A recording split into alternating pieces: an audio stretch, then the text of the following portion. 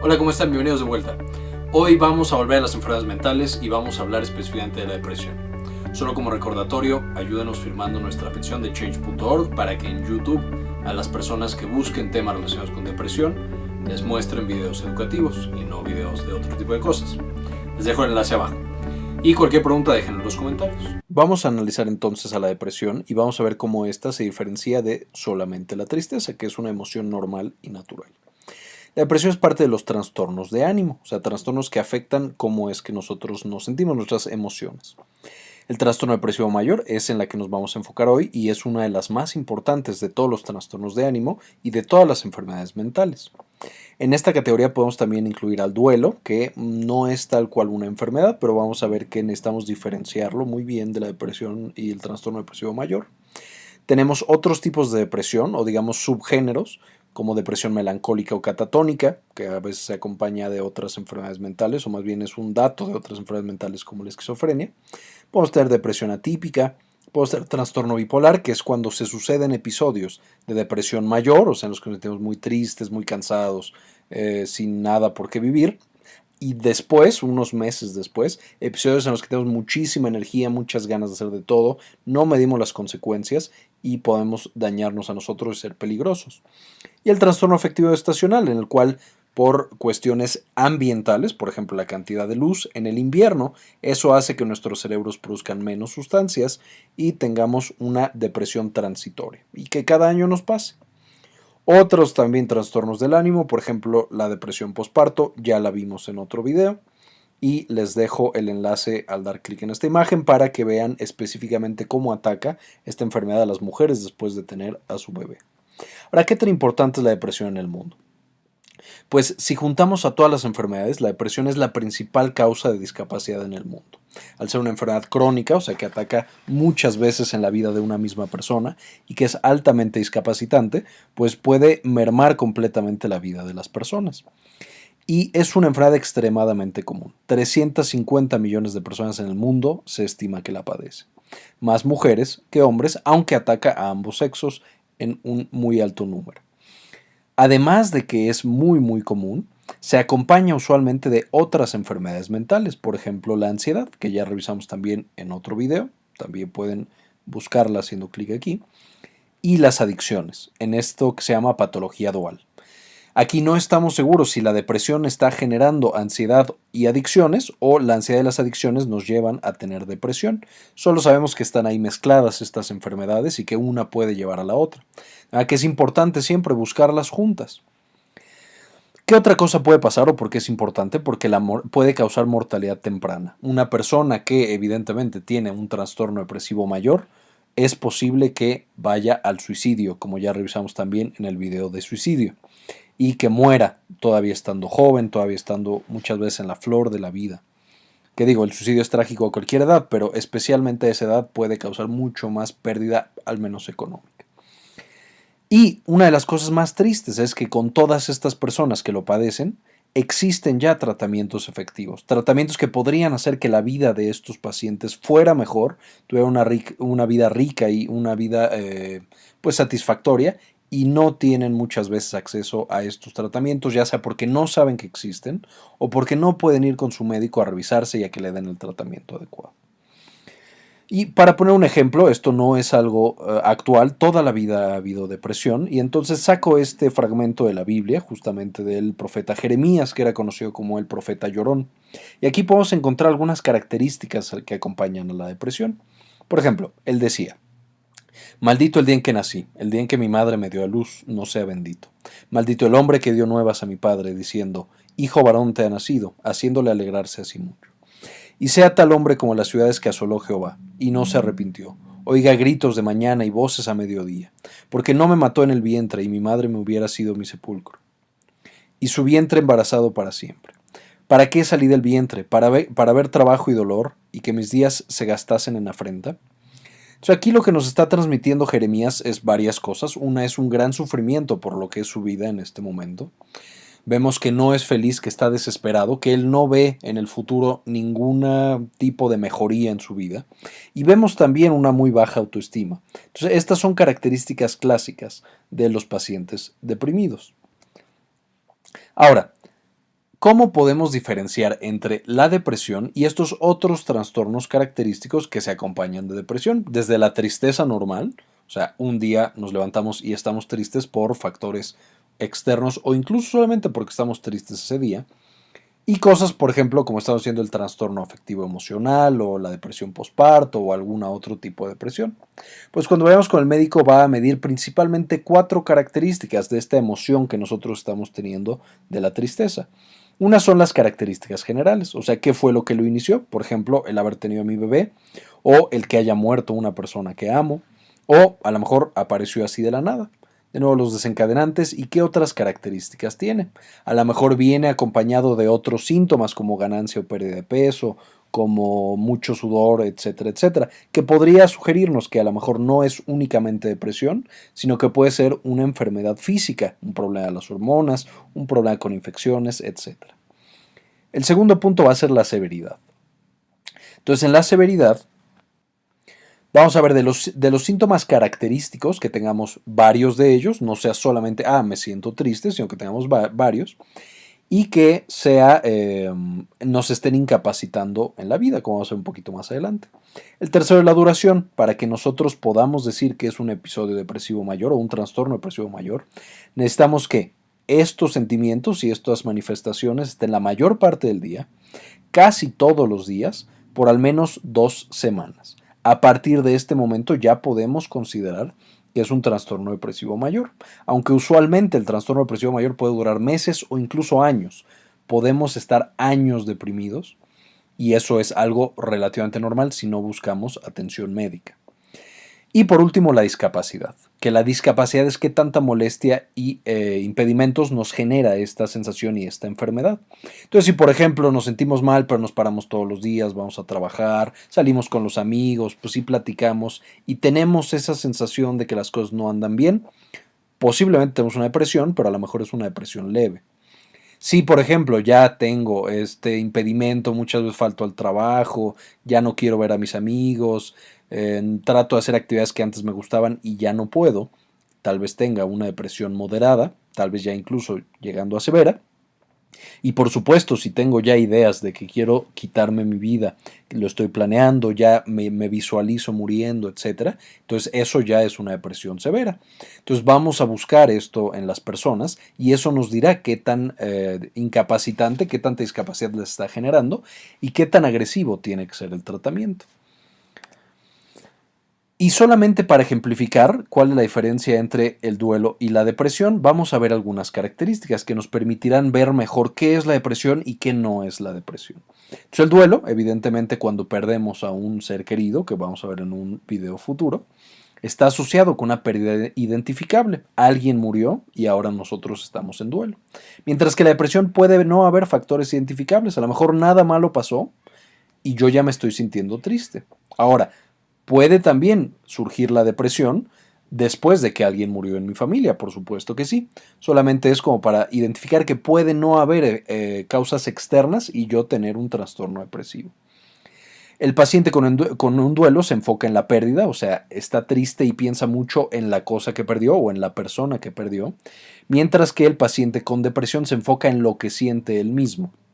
Entonces, se enfoca mucho en el dolor y el sufrimiento que está teniendo. El paciente con duelo tiene anedonia periódica, o sea, muchas veces no siente placer por las actividades que le genera el día a día, mientras que el paciente con depresión es constante. Todo el tiempo es incapaz de sentir placer por las cosas que hace en la vida diaria. El paciente con duelo tiene síntomas físicos fluctuantes, por ejemplo, a veces le puede faltar el aire, puede estar muy cansado, problemas de memoria y de repente tiene periodos en los que está un poco mejor. Mientras que el paciente con trastorno depresivo tiene síntomas físicos prolongados y muy incapacitantes, que no le dejan tener una vida normal. En el duelo, usualmente la cercanía reconforta, mientras que en la depresión se busca el aislamiento. En el duelo hay un gran abanico de emociones, tanto positivas como negativas, mientras que en la depresión estamos atrapados en estos síntomas y en estas emociones altamente negativas. El duelo puede generar culpa por algunos aspectos, mientras que en la depresión la culpa es generalizada, todo nos hace sentir culpables y eso hace que tengamos un autodesprecio, que pensemos que no valemos nada y que no merecemos estar vivos. mientras que los pacientes con duelo tienen una autoestima usualmente conservada. Y en el duelo hay pensamientos de muerte, pero es para reunirse con el ser amado que perdimos, mientras que en la depresión los pensamientos de muerte son por falta de valor y otra vez en respuesta al sufrimiento. Estoy sufriendo tanto, nada nunca va a mejorar, ya es mejor que muera, al fin de cuentas no soy algo valioso en este mundo. Entonces, de nuevo, esto no lo tomen así como una descripción extensiva de qué es lo que los pacientes con duelo y depresión tienen, pero es como una guía que nos permite ver cuál es cuál y cuáles son las diferencias. Tenemos 3 factores que se conjuntan para todas las enfermedades mentales y también, por supuesto, para la depresión. Una es el medio ambiente en el que nos desenvolvemos, esto es nuestra sociedad, nuestra familia, todas las personas y las cosas que nos rodean en nuestro día a día. El segundo son nuestras ideas, o sea, cuando esta información que nos ofrece el mundo entra a nuestro cerebro, cómo la procesamos. Y en tercer lugar tenemos ya específicamente el cerebro como un órgano y como esta gran bolsa de químicos que reacciona de diferentes maneras. Entonces estas 3 partes de toda nuestra mente, por decirlo de alguna manera, de toda nuestra interacción con el mundo, están relacionadas entre sí.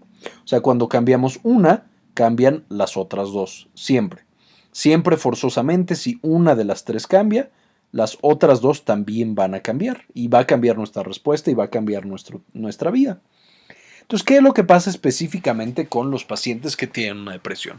Básicamente, algo impacta al cerebro y le genera especialmente estrés. Entonces empieza a generar estos mecanismos de adaptación. Ahora, el estrés en dosis pequeñas, o sea, si yo me estreso y después me relajo y ya todo vuelve a la normalidad, pues entonces generará cambios a corto plazo. Pero si el estrés es crónico o es muy muy grande, entonces este impacto, este estresor, va a generar en mi cerebro cambios más permanentes y más agresivos.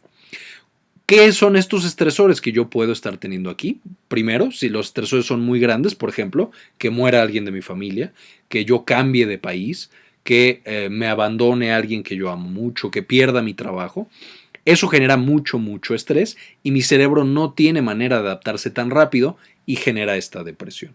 Por otro lado, el estrés crónico, por ejemplo, si tengo un trabajo que es estresante y en el que me trata mal mi jefe todo el tiempo, por años, eso puede llegar o el bullying, por ejemplo, también en el trabajo o en la escuela, puede llevar a que este estrés crónico también le genere estos cambios nocivos a mi cerebro. ¿Qué cambios van a ser estos? Básicamente funciona diferente y entonces muchos de los neurotransmisores van a empezar a secretarse menos y a producirse menos, cosas como la serotonina, la dopamina, la noradrenalina, el glutamato, GABA y factores del crecimiento van a la baja. ¿Esto qué significa? Básicamente que grandes partes de mi cerebro van a estar funcionando menos, principalmente mi sistema límbico, que es el de las emociones, que ya vimos también en otro video, y también van a trabajar menos otras partes como mi corteza cerebral, mis ganglios basales, etc. Entonces, grandes partes del cerebro empiezan a trabajar menos. Ahora, ¿por qué están trabajando menos? No estamos seguros específicamente qué hace que llegue a este punto en que trabajan menos, pero una de las razones que puede llevar a esto es el incremento justamente de estas sustancias del estrés. Neurotransmisores como la acetilcolina, cuando aumentan, pueden generar episodios depresivos. También, de manera importante, la acetilcolina se eleva en el estrés, entonces el estrés crónico sería relativamente natural que lo elevara. Las hormonas del estrés, que ya vimos también en otro video, pero básicamente el cortisol y el factor liberador de corticotropina, todos esos pueden llegar a diferentes partes del cerebro, como la amígdala y la corteza, y hacer que funcionen mal. Y también las citocinas, estas que se producen cuando estamos enfermos de algo físico, pueden llegar al cerebro y hacer que ya no se produzcan estas sustancias de acá, que tienen muchas funciones. Pueden controlar el estado de ánimo, por ejemplo la serotonina, pueden controlar el sistema de recompensa, por ejemplo la dopamina, pueden hacer que nos sintamos despiertos y llenos de energía, la noradrenalina, pueden causar en el caso del glutamato que nosotros pensemos, que recordemos, que tengamos juicio. Entonces, pues los pacientes por eso ya no lo van a tener o van a tener problemas de memoria, de atención, etc. El GABA para dormir, entonces podemos tener trastornos en el sueño. Y el BDNF, que normalmente hace que el cerebro se mantenga, al no tenerlo, puede hacer que ciertas partes del cerebro se empiecen a hacer pequeñas.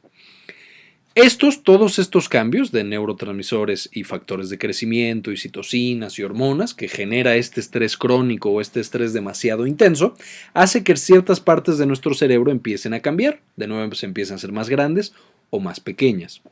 Y entonces nosotros podemos prácticamente ver cuáles son las partes del cerebro que se están afectando en base a qué es lo que sienten estos pacientes, cuáles son los signos y los síntomas que tienen. Entonces ya sabemos lo característico de la depresión, es un ánimo deprimido, me siento triste todo el tiempo, la mayor parte del día, casi todos los días de la semana, por al menos 2 semanas. Y además, una de las cosas características es la anedonia, la incapacidad para sentir placer, ahorita vamos a ver por qué. Ahora, si los dividiéramos por región para ver qué partes del cerebro son las que no están funcionando, pues veríamos que los pacientes tienen trastornos del sueño y cambios en el apetito y en el peso. El paciente puede dejar de comer o empezar a comer muchísimo. Y esto es característico del hipotálamo. Entonces, el hipotálamo es el que controla estas partes. Entonces tenemos el hipotálamo no trabajando bien. En segundo punto tenemos anedonia y falta de motivación. O sea, no tengo ganas de hacer nada, no tengo ganas de hacer cosas. Y cuando hago algo que en principio me gusta, ya no siento nada de placer. Entonces aquí encontramos una alteración específicamente en el sistema de recompensa que ya revisamos en otros videos. Y entonces este sistema, que también conocemos como mesocórtico límbico, tampoco está funcionando. Toda la dopamina que debería estar liberando no se está liberando, no está funcionando. Luego tenemos el sistema límbico. Entonces, esta preocupación irracional y genera ansiedad. El paciente está ansioso todo el tiempo, se siente irritable, está preocupado, no sabe qué va a pasar y cree que las cosas no van a mejorar nunca. De nuevo, esto por el sistema límbico que está alterado aquí.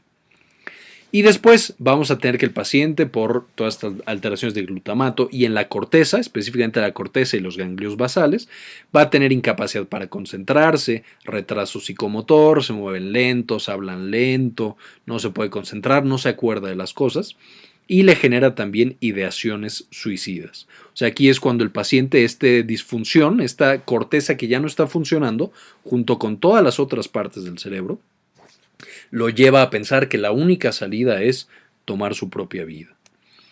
Ahora, ¿a quién le da esta enfermedad? Evidentemente todos tenemos estrés, a veces intenso, a veces incluso crónico, pero no todas las personas tienen depresión, aunque casi el 20% sí, el 80% no experimenta con depresión en su vida. Lo que es más, las personas que tienen depresión usualmente tienen varios episodios a lo largo de su vida. Entonces, ¿qué los lleva a tener depresión o no? El primer factor de riesgo es el sexo. Las mujeres tienen más riesgo que los hombres, por muchas razones. A pesar de que en el video de suicidio ya mencionamos que los hombres son más probable que se suiciden, las mujeres tienen más depresión en general. El segundo es la edad. Aquí las principales edades en las cuales aparece la depresión es 1, la adolescencia, todos lo sabemos, y 2, los pacientes mayores. Y aquí es especialmente importante porque en los pacientes mayores, por todo lo que ya vimos que se afecta a su cerebro, pueden tener algo que se llama pseudodemencia. Entonces el paciente parece que tiene Alzheimer, a veces incluso un Alzheimer moderado o severo. Y en estos pacientes resulta que lo que tenían era depresión. Y tú manejas la depresión y mejora el Alzheimer que no era Alzheimer. Entonces es muy importante, especialmente en ellos, descartar que tengan depresión. 3, las personas que tienen estrés crónico. Pues ya quedamos que el estrés, si dura por mucho tiempo, puede hacer que genere todos estos cambios químicos. Entonces es natural que los que tienen mucho estrés sea más para que se depriman. 4, genes. Hay personas que ya por familia, en su familia todos han tomado antidepresivos, todos han estado tristes, todos han estado deprimidos, no tristes, deprimidos. Y eso puede ser porque su cerebro simplemente no produce la misma cantidad de neurotransmisores que otras personas que no tienen riesgo de tener esta enfermedad. El siguiente, características psicológicas, la manera en la que lidiamos con el estrés, qué tan aprensivos somos, también pueden llevar a que un paciente tenga más riesgo o menos riesgo de depresión. El 6, enfermedades y dolor, una enfermedad física, una infección, un trastorno en las hormonas, una enfermedad autoinmune o estas cosas crónicas, y especialmente el dolor neuropático, son un factor de riesgo muy importante para tener depresión. Entonces es muy probable que un paciente con estas enfermedades vaya a tener depresión si no es que la tiene ya.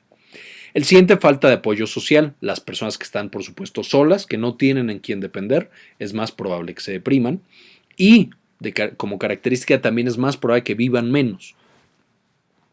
La comorbilidad mental, ya que vemos que los que tienen trastornos de ansiedad y adicciones tienen un riesgo muy grande de tener depresión. Los pacientes que ahorita están en duelo porque murió uno de sus familiares o tienen alguna otra pérdida grande, es más probable que tengan depresión. Eventos traumáticos y también, de manera importante, algunos fármacos. Algunos fármacos usados para tratar la hipertensión, algunos fármacos para tratar enfermedades de las hormonas. Todos estos o enfermedades autoinmunes también pueden causar depresión. Entonces, también es importante ver que no sea ni una enfermedad ni un fármaco lo que está causando estos sentimientos y esta enfermedad en los pacientes. Ahora, algunos mitos muy nocivos de la depresión que hace que los pacientes no busquen ayuda. Sabemos que hay todo este estigma que dice, no, es que al psiquiatra solo van los locos. Pero esto no es cierto. Necesitamos que estas personas con depresión sepan que no es estar loco ir al psiquiatra y que pueden tener una vida normal y una vida mucho más sana de la que tienen. Entonces, ¿cuáles son estos mitos? Que la depresión, por ejemplo, es por ser negativo. Es que todo lo ves negativo y por eso te deprimes. Solo ve las cosas de manera optimista y ya, se te va a quitar la depresión. Esto es falso. Es una enfermedad y necesitan tratamiento. Los pensamientos positivos no pueden controlar esta enfermedad. Es verdad que parte del tratamiento va a ser buscar otras estrategias y otra manera de pensar, pero eso no significa que con pensamientos positivos se puede controlar o que es por falta de ganas o por falta de control. Echarle ganas no va a hacer que se les quite la depresión. Se necesita atención médica y atención del personal de salud, los psicólogos, etcétera, etcétera. Entonces se necesita buscar tratamiento y ese tratamiento puede ser muchas veces urgente.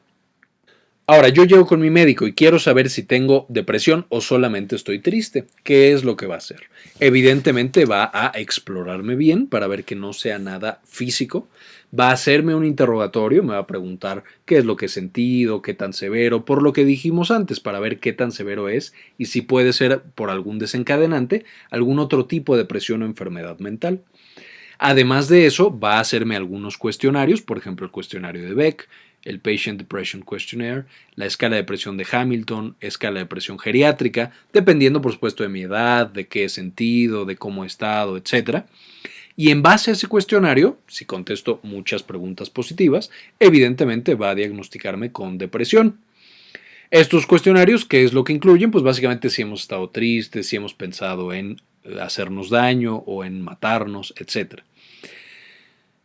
Muy importante es cuando nosotros estemos haciendo el diagnóstico o cuando a nosotros nos hagan el diagnóstico, nos digan tiene depresión, es muy importante descartar, o sea, no llegar y decir, está triste, ya ha estado triste 6 meses, es depresión, sino descartar que no sea por algún medicamento que estoy tomando, porque es relativamente común, que no sea por alguna enfermedad neurológica, que haya tenido un infarto cerebral, esclerosis múltiple o alguna otra cosa, y se confunda con depresión, que no me falten o me sobren hormonas, por ejemplo en la tiroides, en la suprarrenal, porque también pueden causar depresión, que no sean infecciones crónicas, porque ya quedamos que las citocinas que producen las infecciones viajan al cerebro y hacen que no produzcamos todos estos neurotransmisores, y que no sea por tumores.